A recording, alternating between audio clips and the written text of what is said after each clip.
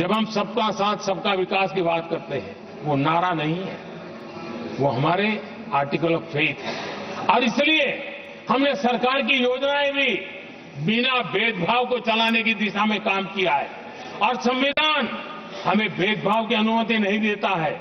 और इसलिए हमने आगे चल करके कहा है सैचुरेशन, जिसके लिए जो योजना बनी है उसका लाभ उन लाभार्थी को 100% लाभार्थी को मिलना चाहिए। ये सैचुरेशन अगर सच्चा सेकुलरिज्म को है ना, तो ये सैचुरेशन में है। सच्चा सामाजिक न्याय अगर किसी में है तो ये सैचुरेशन 100%, 100% उसको बेनिफिट जिसका हक है मिलना चाहिए, बिना भेदभाव के लिए मिलना चाहिए। तो ये भाव लेकर के हम सच्चे सेकुलरिज्म को और सच्चे सामाजिक न्याय को लेकर के जी रहे हैं। आदरणीय सभापति जी, समाधान के हमारे एक और स्पिरिट भी है और हमारे देश को दिशा देने का माध्यम, देश को का चालक बल के रूप में राजनीति केंद्र में रहती है।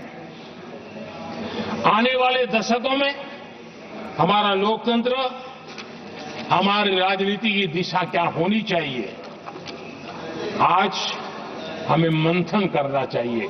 आदरणीय सभापति जी, कुछ दलों की राजनीतिक स्वार्थ और सत्ता का भाव, मैं जरा उनसे पूछना चाहता हूं, क्या वे कभी अपने आप को, और मैं सभी दलों के लिए कह रहा हूं, उधर और इधर ये मेरा विषय नहीं है, ये मेरे मन के विचार है जो मैं इस सदन के सामने रखना चाहता हूं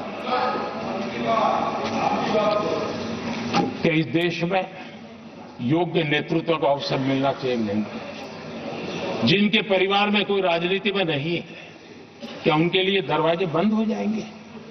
क्या देश को, लोकतंत्र के स्पिरिट को परिवारवाद ने गहरा नुकसान किया है कि नहीं किया है?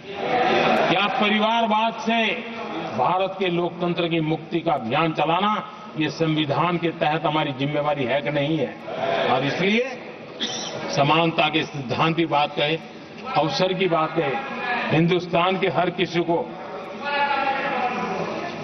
और जो परिवारवादी राजनीति है उनकी धुरी ही परिवार होता है, सब कुछ परिवार के लिए। देश को, देश के नौजवानों को आकर्षित करने के लिए, लोकतंत्र को मजबूत बनाने के लिए और देश के युवाओं को आगे आने के लिए हम सभी राजनीतिक दलों ने प्रयास करना चाहिए। सभी राजनीतिक दलों ने, जिनकी पार्श्वभूमि में राजनीतिक परिवार नहीं है, ऐसे फ्रेश ब्लड को लाने के लिए प्रयास करना, ये मैं मानता हूं कि देश की लोकतंत्र की, और इसीलिए मैंने लाल किले से कहा है कि मेरा एक विषय लेके मैं लगातार बोल रहा हूं, बोलता रहूंगा। 1 लाख ऐसे नौजवानों को देश की राजनीति में लाना है जिनका कोई परिवार का बैकग्राउंड राजनीतिक परिवार का नहीं है। और इसलिए देश को एक फ्रेश एयर की जरूरत है, देश को नई ऊर्जा की जरूरत है, देश को नए संकल्प और सपने लेकर के आने वाले युवकों की जरूरत है। और भारत के संविधान के जब 75 वर्ष मना रहे हैं तो हम उस दिशा में आगे बढ़े।